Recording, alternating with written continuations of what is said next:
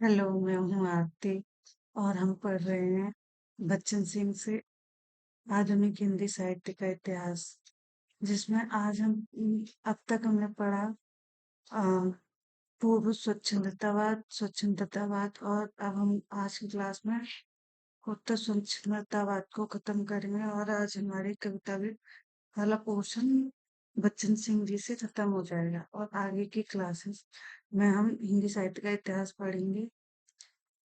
तो लगाती हूँ पीडीएफ।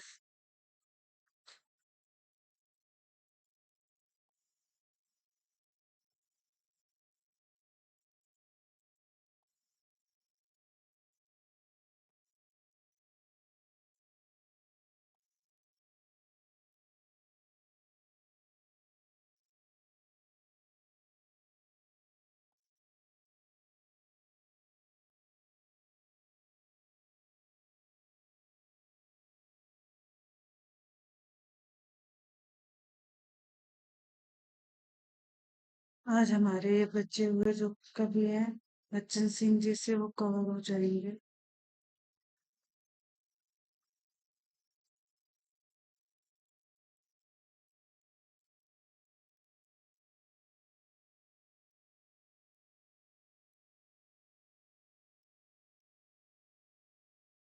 यहाँ हिंदी साहित्य का इतिहास बच्चन सिंह और ये उत्तर स्वच्छंदता कौशल रामधारी सिंह दिनकर के हमारे उसमें टैक्स भी लगा है। संस्कृति के 4 अध्याय और संस्कृति के 4 अध्याय की भूमिका वगैरह से आज कुछ कल क्वेश्चन पूछ रहा है।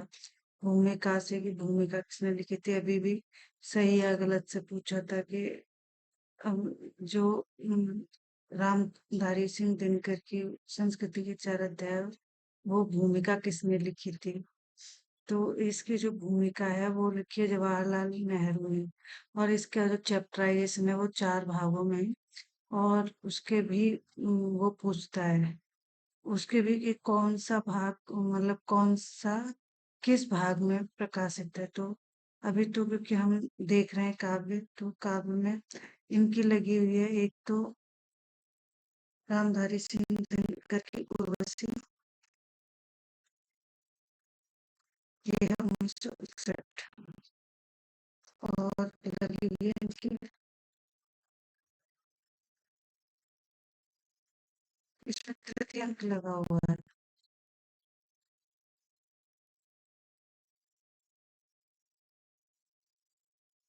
और रश्मि रखती है।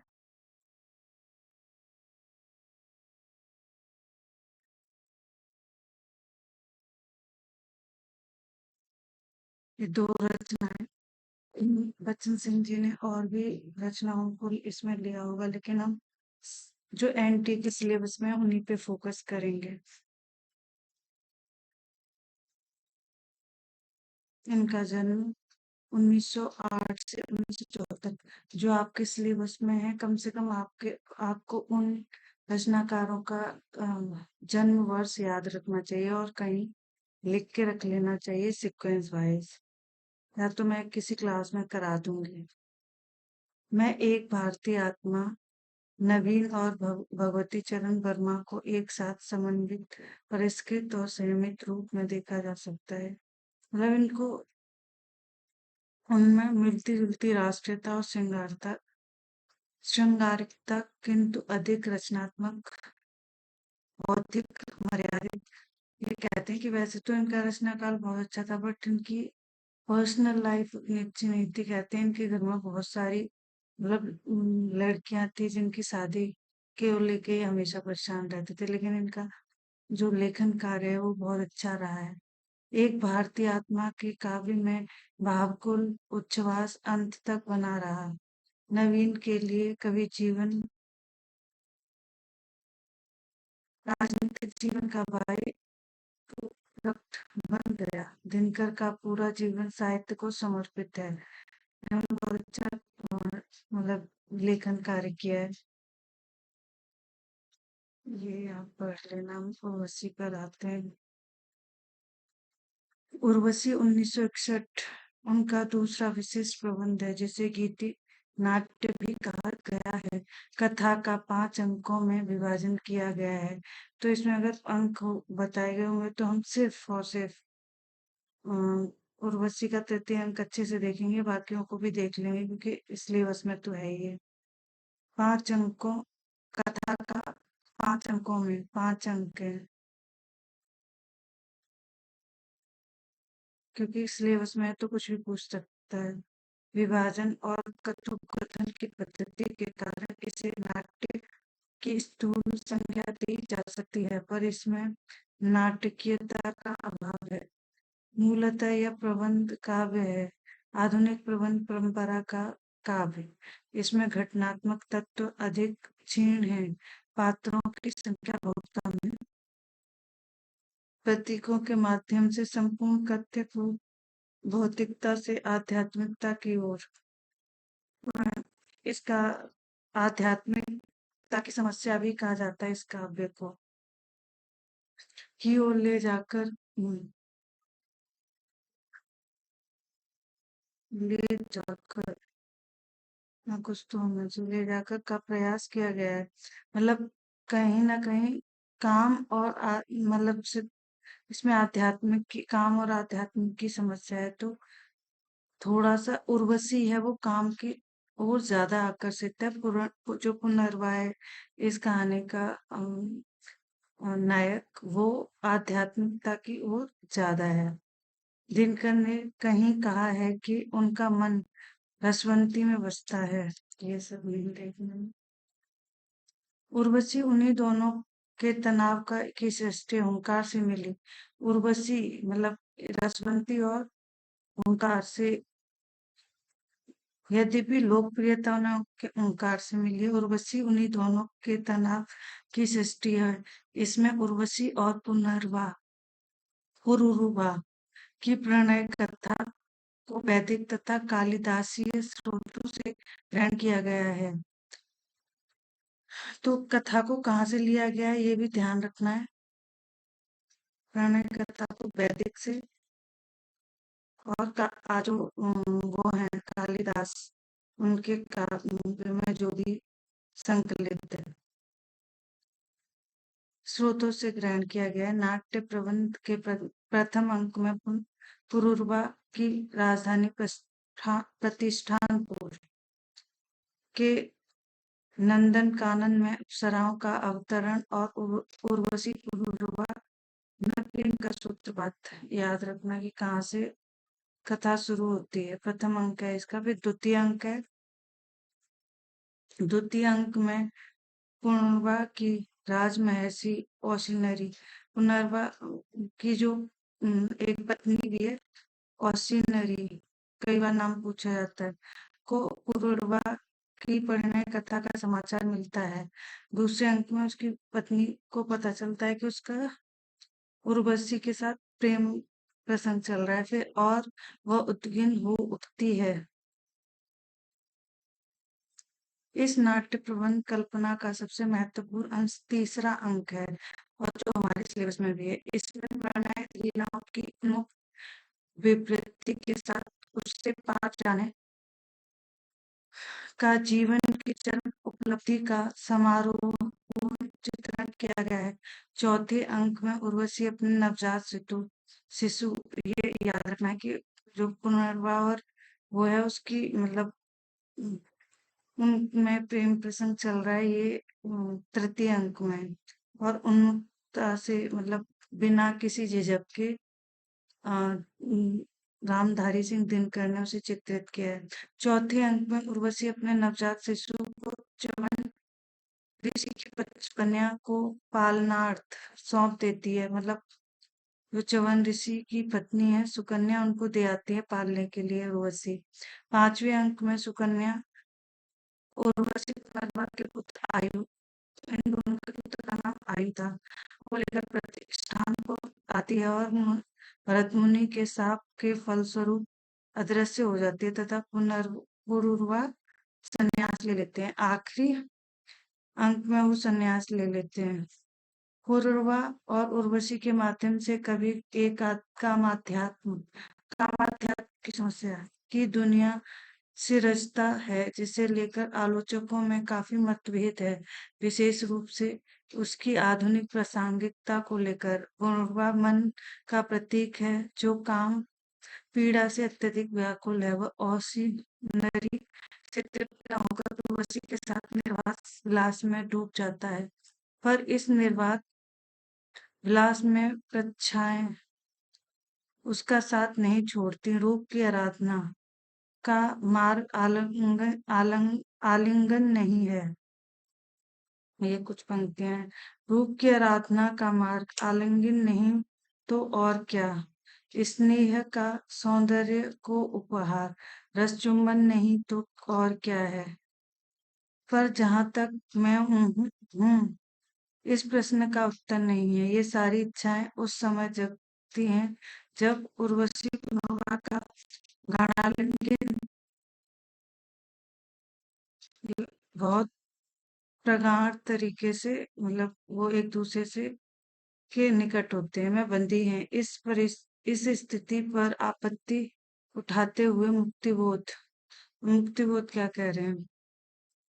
मुक्तिबोध ने ठीक ये लिखा है, वैसे तो मैं कल्पना भी नहीं कर सकता कि रति सुख की विपरीत संवेदनाओं की बारीकियों और गहराइयों नर और नारी के बीच चर्चा का विषय हो सकती है। यही क्या नर भी संभवतः उसे भूल जाता होगा? फिर भी अगर यह मान भी लें कि रति सुख के स्मरण चित्र उसके मन में उपस्थित हैं, तो उसके साथ यह भी जोड़ना होगा कि उन स्मरणों चित्रों में उसे अतीन्द्रिय सत्ता की प्रतीति नहीं हो सकती। वह उन स्मरण क्षणों में रत रहते हुए विरत नहीं हो सकता कि इंद्रिय सुख के चरम क्षणों के चित्र की उपस्थिति ही उसे अतीन्द्रिय सत्ता की उपलब्धि का मार्ग दिखाई दे।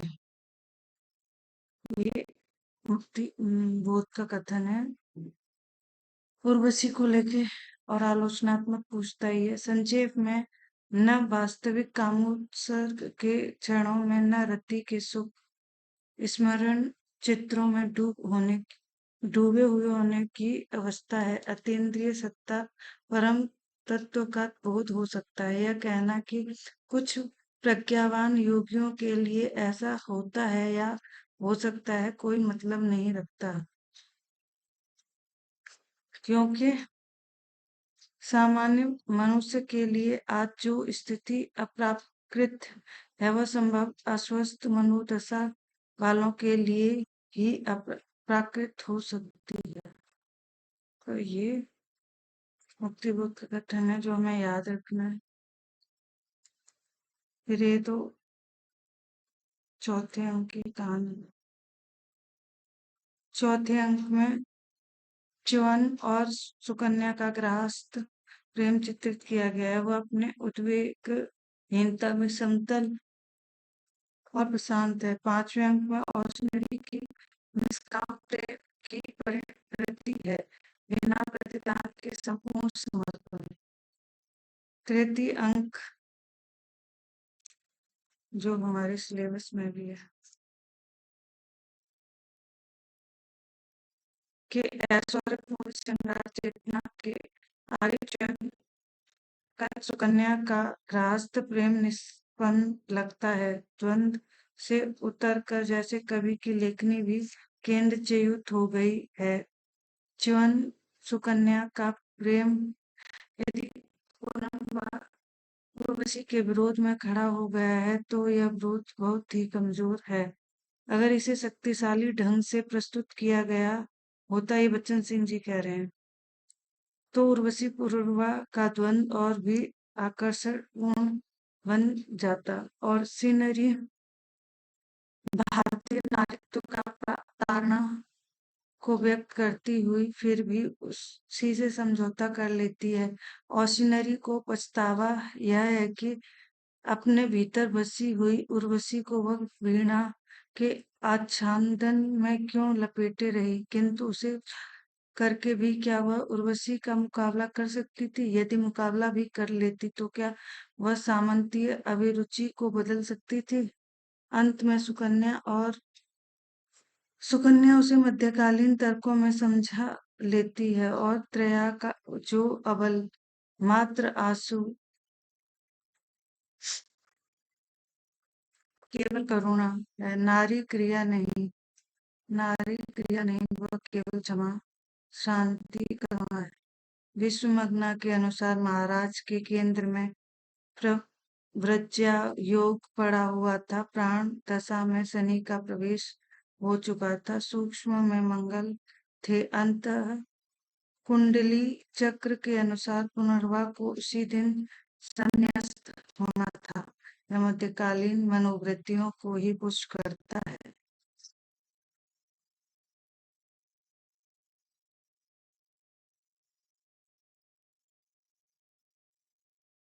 इस तरह कर्महीन कर्म न करने वाला चिंतन की परिणति संन्यास में नहीं होगी तो क्या होगी?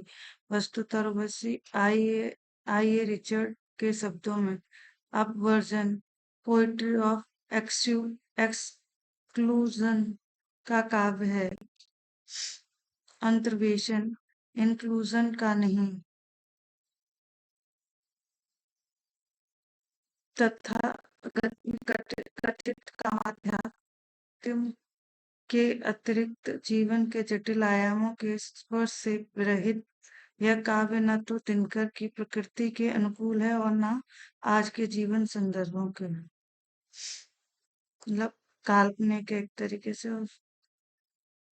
अब आती है बात रश्मि रथी और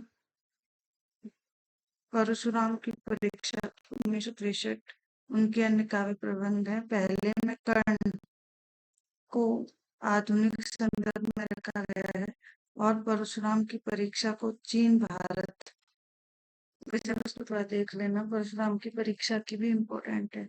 चीन भारत के युद्ध संदर्भों में इतिहास के आंसू धूप और धुआं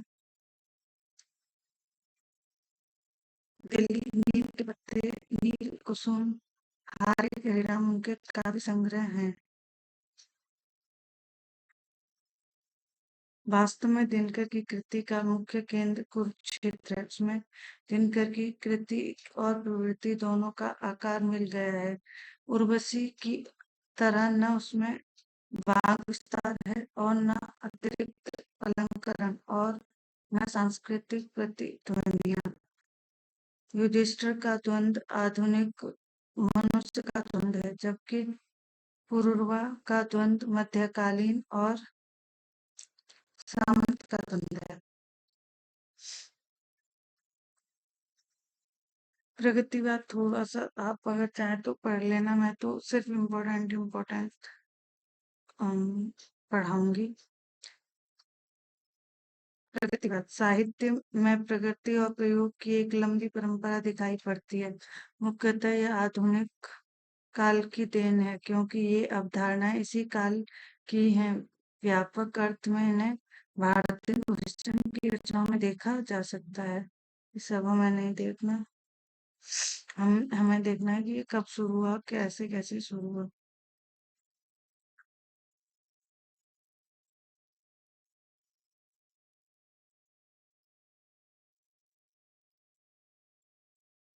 प्रगतिवाद शब्द का प्रयोग नहीं हुआ है और न उन्होंने मार्क्सवादी काव्य सिद्धांत की चर्चा की है, परंतु उन्होंने स्पष्ट बताया है कि साहित्य का उपयोगितावादी होना चाहिए। और यह भी कहा है जो दलित है, पीड़ित है, वंचित है, चाहे वह व्यक्ति हो या समूह, उसकी हिमायत करना उसका फर्ज है। साहित्यकार प्रिंट ने लिखा है।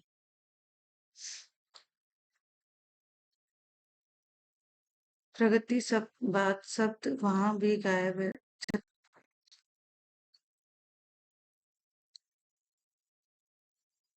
36 के प्रगतिशील लेखक संघ के घोषपत्र में इसका उल्लेख नहीं है। 38 के रूपभाग में भी मुख्यतः प्रगतिशील विचारधारा का ही पत्र था। प्रगतिवाद शब्द इसी शब्द नहीं प्रयुक्त हुआ है। 40 में हिंदी साहित्य सम्मेलन के पुनः अधिवेशन पूना हिंदी साहित्य सम्मेलन कब हुआ था? पूना वाला ये भी पूछता है कई बार। पत्रिकाएं वगैरह के बारे में देखकर।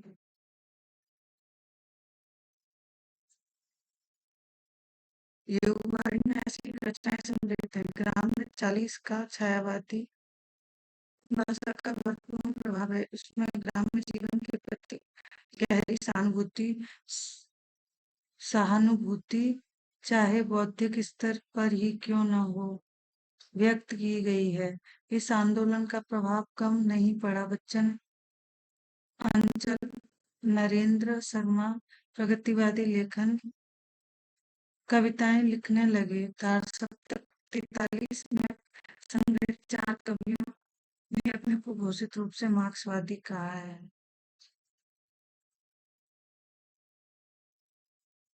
इप्टा का इसकी स्थापना भारतीय जननाट्य संघ इप्टा की स्थापना 43 में हुई।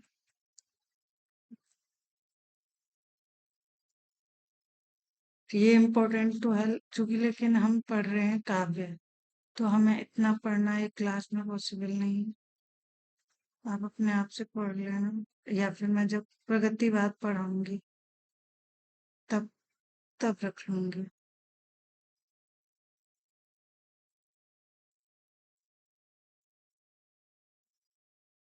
अब हमारे अगले कवि हैं नागार्जुन। और नागार्जुन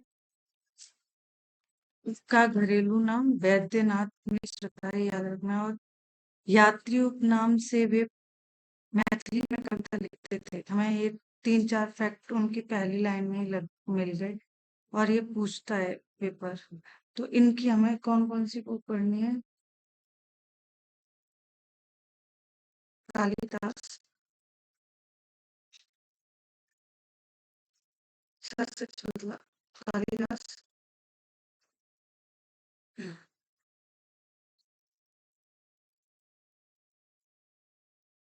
काल, और उसके बाद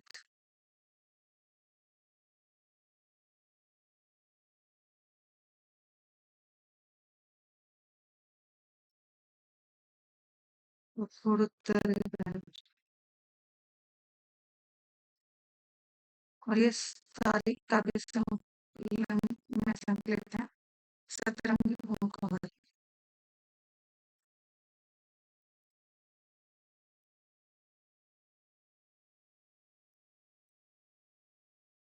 जो आता है 1900।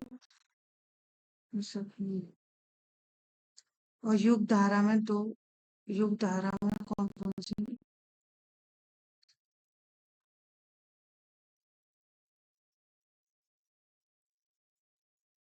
बादल को उभरते देखा है।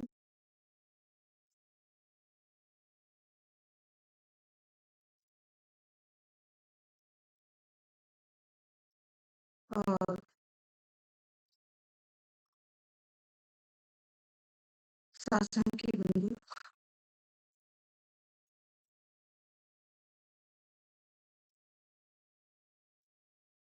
और एक ये और मनुष्य।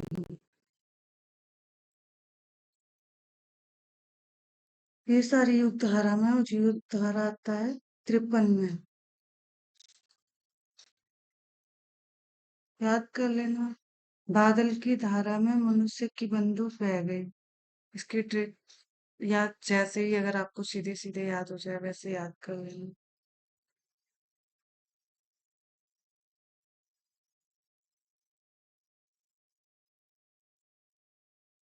अभी उनके जीवन परिचय है जो हमें नहीं देखनी होती। ये उनके काव्य संग्रह हैं, और यहाँ से देख लेना। ये 53 ही है, 56 नहीं, 53 ही। इनकी बच्चन सिंह की डेट्स के साथ थोड़ा सा मसला है। सतरंगे पांखों वाली, प्यासी पथराई आंखें, तालाब की मछलियां भी कहा था। खिचड़ी बिल्कुल अब देखा हमने, हजार हजार बाहों वाली।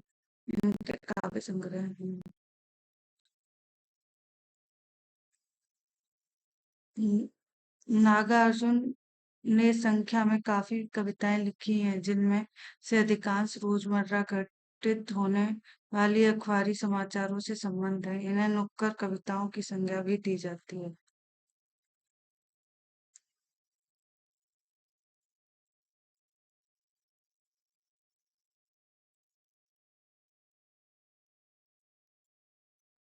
तुम-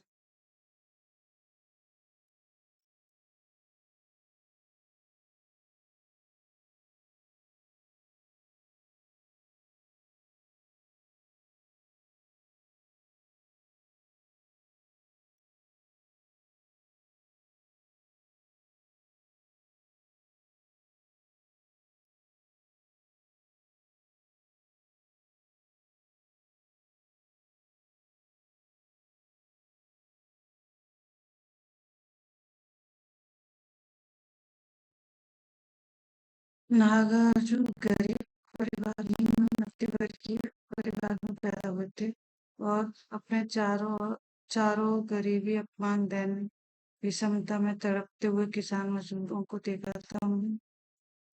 कैसे लिखूं शांति की कविता, अमन चैन के कैसे कड़ियां मैं बांधूं। मैं दरिद्र हूँ, पुस्त पुस्तकीय की यह दरिद्रता कटहल के छिलके जैसी खुरदरी जीभ से मेरा लहू चाटती आई है, मैं न अकेला। बापू के भी ताऊ निकले, तीनों बंदर बापू के, सकल सुत उलझाऊ निकले तीनों बंदर बापू के। पंक्ति देख लेना। जिनकी स्नेह से भीगी अमृतमयी आंखें, स्मृति विहंग की कभी थकने न देती पाँव। याद आता वह मुझे अपना तरौनी गाँव, तरौनी से थे ये। याद आती लीचियां बेआम, स्नेह भीगी आंखें तथा आम लीचियों के जनपति। कवि की स्मृतियों का एक जीवंत परिवेश निमित कर देते हैं। यह परिवेश गहरी परिवेश से कितना अलग किंतु कितना सरस है। प्रवास में मित्रों की कमी नहीं है, वह एहसास करता है, किंतु जीवन भर रहूं फिर भी प्रवासी ही कहेंगे हाय। वहां भी मित्रों की कमी नहीं।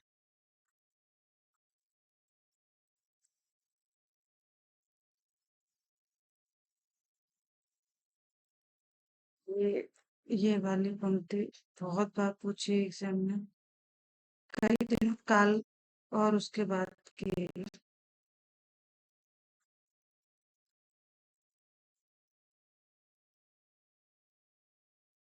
कई दिनों तक चूल्हा रोया, चक्की रही उदास, कई दिनों तक काली कुतिया सोई उसके पास।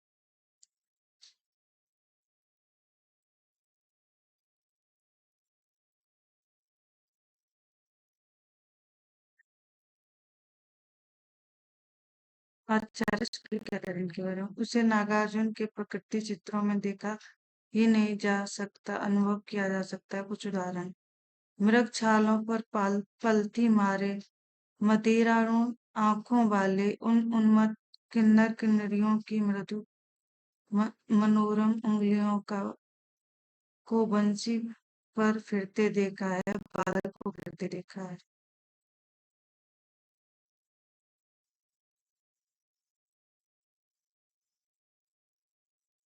मौलीसीरी के ढेर ढेर के ताजे टटके फूल, अपनी गबई पगडंडी की चंदन बनी धूल, पग पग पर ऋतुपति का छवि संभार दिशा दिशा में किसलय कुसुम प्रसाद।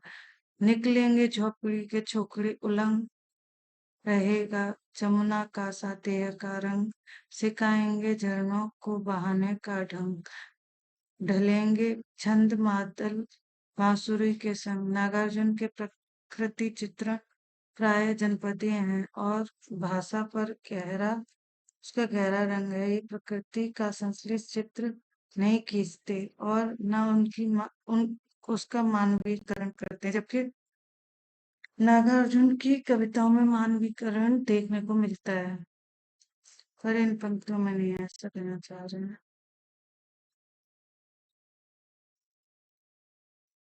प्रयोगवादी कविता।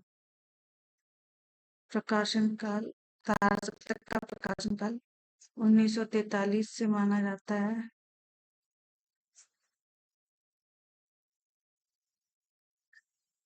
तारा सप्तक के प्रसंग में नैमिषारण्य लिखते हैं, जिस बदली हुई काव्य चेतना की एक अभिव्यक्ति तार सप्तक के कवियों में मिलती है, वह उस दौर के अन्य बहुत से तरुण कवियों में थी, जिसमें निराला के अतिरिक्त शमशेर बहादुर, त्रिलोचन, भवानी प्रसाद मिश्र, राजेश्वर गुरु, केदारनाथ अग्रवाल और नरेंद्र शर्मा तक का उल्लेख किया जा सकता है।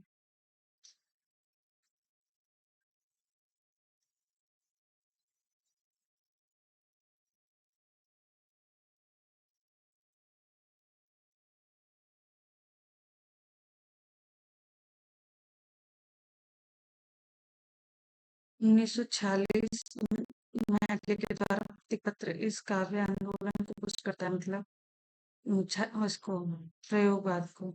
दूसरा तार सप्तक 51 में प्रकाशित होता है। तीसरा जो जो इम्पोर्टेंट डेट है मैं उनको ही मार्क कर रही हूँ, क्योंकि हम काव्य पढ़ रहे हैं। ये इम्पोर्टेंट तो है, लेकिन न्यू पोएट्री काव्य आंदोलन का प्रभाव है। न्यू पोएट्री के वचन पर ही प्रयाग से नई कविता का नामकरण हुआ। पहले कहा जा चुका है, नई कविता प्रयोगवादी कविता का नया संस्कार है। प्रयोग के प्रति प्रत्येक सप्तक का कवि आग्रही है। क्रमशः प्रयोग और प्रयोग द्वारा प्राप्त मंतव्य के बीच की दूरियां कम होती गई। सन 1979 में तीसरा तार सप्तक आता है।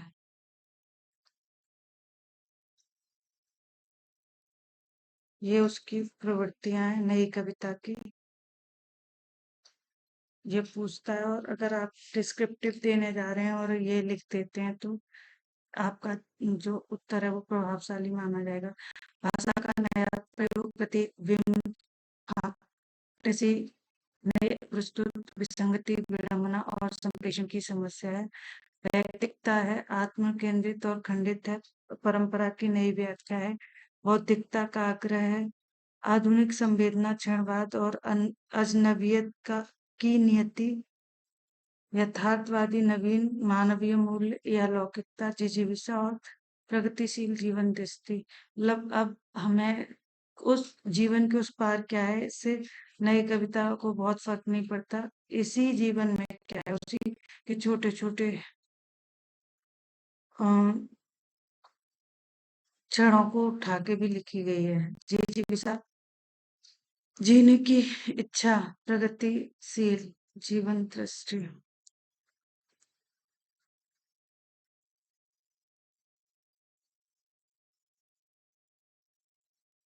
आज्ञा, आज्ञा का क्या क्या लगा हुआ है? आज्ञा की लगी हुई है कल की बाजरे की,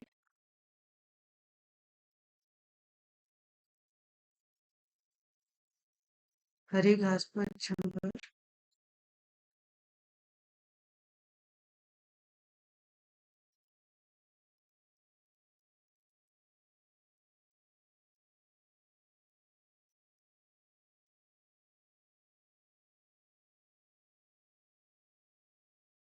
दोनों हरी घास में ही संकलित हैं।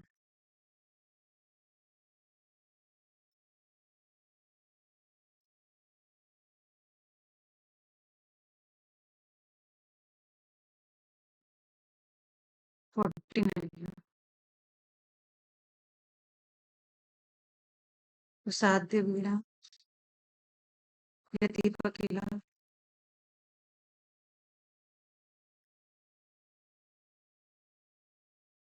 असाध्य वीणा,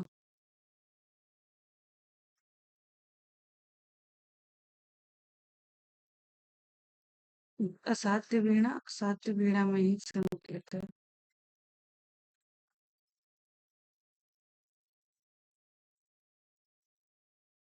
सॉरी, आंगन के द्वार पर, सॉरी।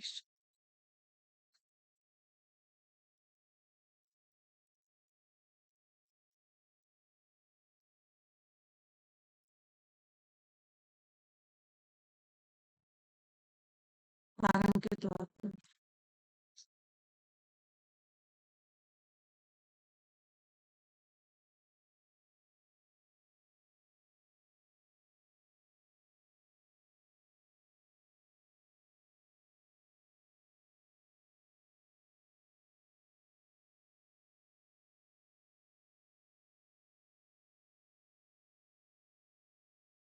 और ये प्रकाशित होता है 61। कितनी नावों में कितनी बार, वो भी इसी में संतुलित है, कितनी नावों कितनी। यह दीप अकेला है, बावरा है जिसमें संतुलित हो।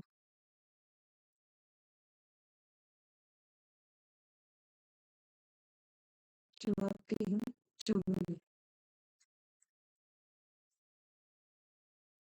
काव्य भी देखेंगे हम, थोड़ा सा ही है। चिंता तिलम 40 इसके प्रमाण में पेश किया जाता है। तिलम में ये देख लेना थोड़ा। भंगदूत भी संग्रहित है, इतिलम में ही भंगदूत संग्रहित है, और इसके 4 खंड है इतिलम के। ठीक है। बंदी स्वर ये हार वंचना के दुर्ग और मिट्टी की हार, ये पूछा हुआ है एंटीना। तार सप्तक में आगे की संग्रहित कविताओं का अधिकांश वंचना के दुर्ग और मिट्टी की हार से ही लिया गया है।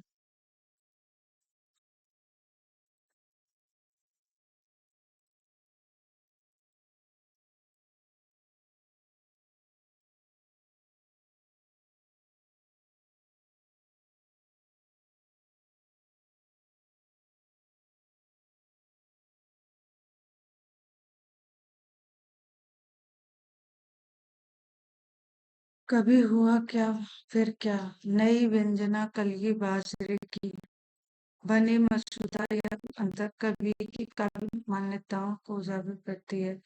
उनमें कहीं कहीं लोक कल्याण को भी की तरह जोड़ दिया है, जैसे कभी हुआ फिर क्या मैं भावनाएं तभी फलित हैं कि उनसे लोक के कल्याण का अंकुर कहीं फूटे।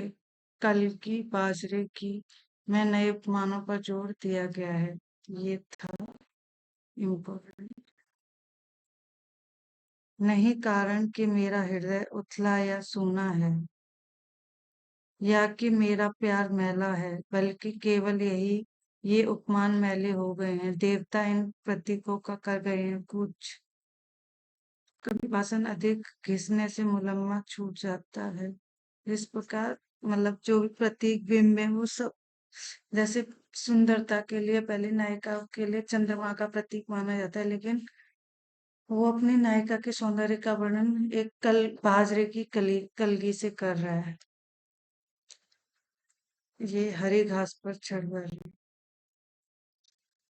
हरी घास पर चढ़वन में अज्ञे प्रणय निवेदन प्रकृति चित्रण और जीवन दर्शन की नई भूमि पर आ गए हैं।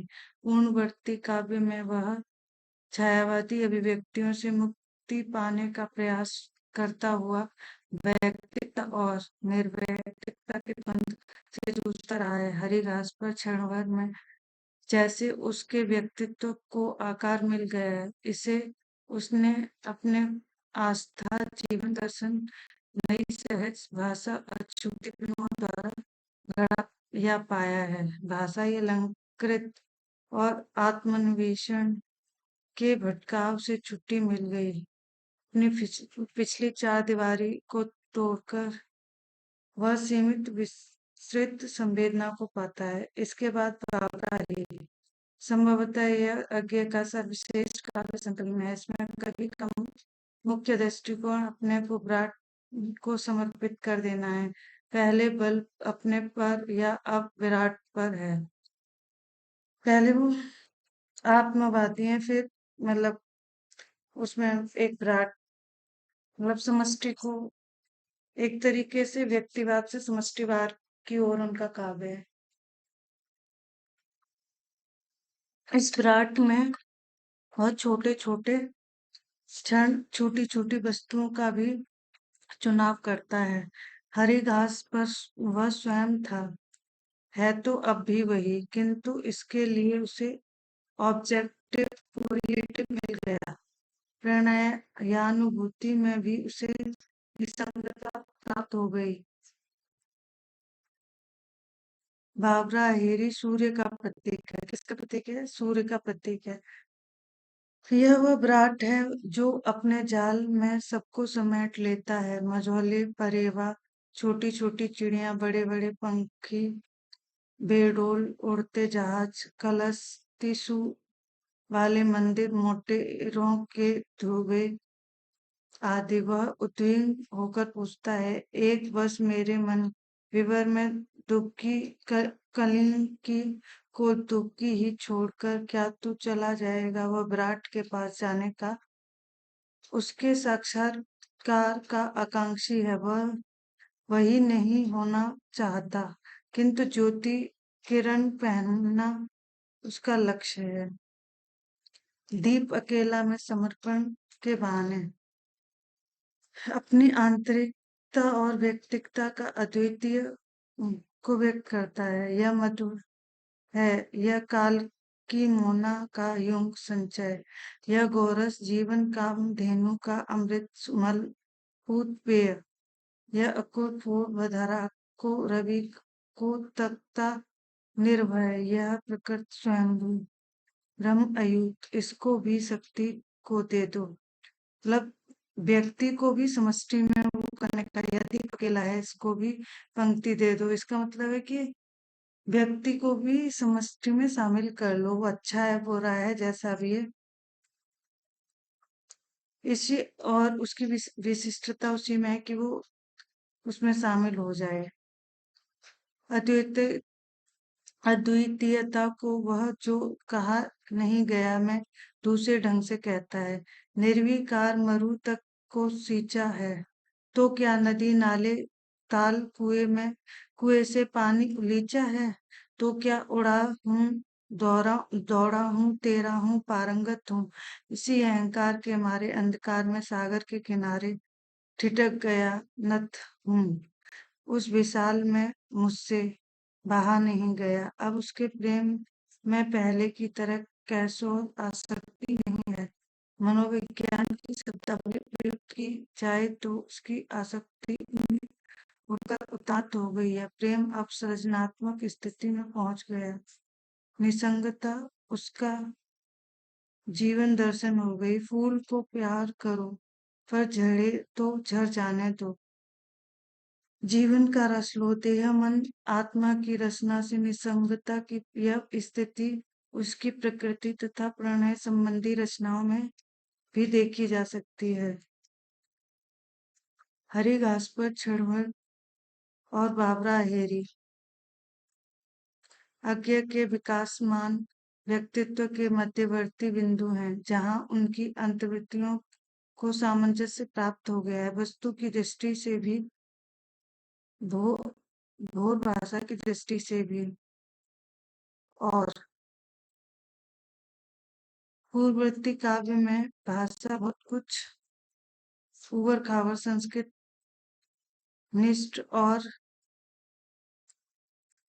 बिखरी हुई है, क्योंकि उससे भावों में भी एक प्रकार का कैशोर अतिरेक है। आत्मनिवेशन की प्रक्रिया का जो समारंभ शुरू में दिखाई देता है, उसे यहाँ आते आते आकर मिल गया है। आस्था, समर्पण, दुख, निसंगता आदि की गूंज है। मंच कर वह मुक्त है। शब्द, मुहावरे, बिंब और लोक से ग्रहित प्रतीक अपेक्षित और ताजा अर्थ सृष्टि करते हैं। आगे की रचनाओं में कवि का अंत प्रयाग और गहरा होता गया है। इंद्रधनुष बांधे हुए अरे ओ करुणा प्रवाहमय आंगन के द्वार पर कितनी नामों कितनी बार समुद्र में मुख्यतः अंतरलोक की यात्रा है और रहस्य दर्शन में लेंगे। इंद्रधनुष रौंदे हुए ये कि रचना को दो कोटियों में विभाजित किया जा सकता है। अनुभव, सत्य से संबंध, वैचारिक कविताएं और व्यंग्य काव्य है। जितना तुम्हारा सच है सच, सत्य को बहुत मिले, हवाई यात्रा, ऊंची उड़ान, ये सब उनके काव्य संग्रह हैं। आदि कोटि में रखी जाएंगी तो नई कविता एक संभावित भूमिका इतिहास की हवा आदि दूसरी कोटि में जितना तुम्हारा सच्चा मैं वह कहता हूँ मौन भी अव्यंजना है जितना तुम्हारा सत्य उतना कहो आकांक्षा इतनी है साधना भी लाए हो तुम भी नहीं व्याप सकते तुम भी जो व्याप्त है उसी को निभाओ अरियो करुणा प्रभामय में जैन बौद्धिज्म के प्रभाव से औपनिषदिक ऋषि की वाणी में बोलने लगता है तो अरियो करुणा में बौद्ध और जैनिक का भी उसमें प्रभाव है आंगन के द्वार पर एक तो कविता है ही हमारे साथ में मैं पूर्ववर्ती काव्य संग्रह की धर्मिता रहस्य की और कहते हैं जो आंगन के द्वार पर है वो चीन की एक लोक कथा पर आधारित है धार्मिकता और रहस्य को सिद्धि मिली अरियो पर द्वार के आगे और द्वार यह नहीं कि कुछ अवश्य है उसके पार किंतु हर पार मिलेगा आलोक जरेगी रसधार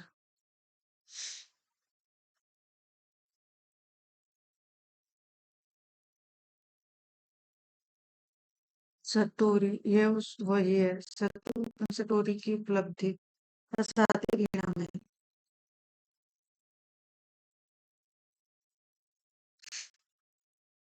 सतोरी समाधि के आगे की अवस्था है यह विशिष्ट अनुभव नहीं है बल्कि यह सभी अनुभवों में प्रभावमान रहती है विभिन्न स्वरों में एक ही सटोरी है सटोरी के बारे में सचेत न होने पर ही इसकी प्राप्ति होती है किंतु इसे सर्वदा छोड़ा भी जा सकता है लेकिन विशेष प्रयत्न द्वारा सर्वदा इसे पाया भी जा सकता है कलावंतों के और साधकों में यही भेद है सदी हुई भाषा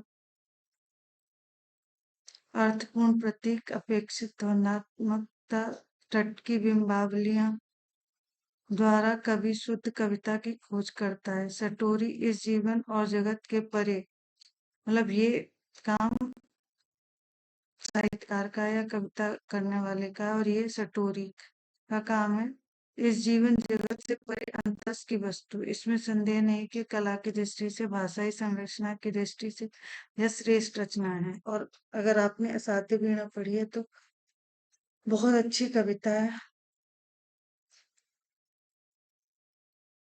कितनी नावों में कितनी बार सागर मुद्रा की मूल संवेदना भी पिछली रचनाओं से अलग नहीं है सागर मुद्रा की एक रचना है कन्हा ही ने प्यार किया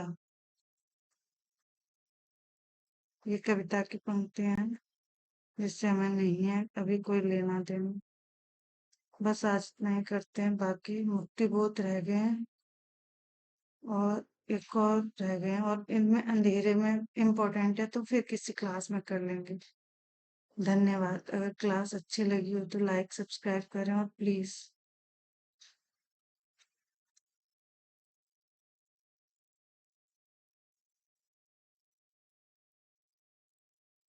जल्दी हम लोग लाइव क्लास भी शुरू करेंगे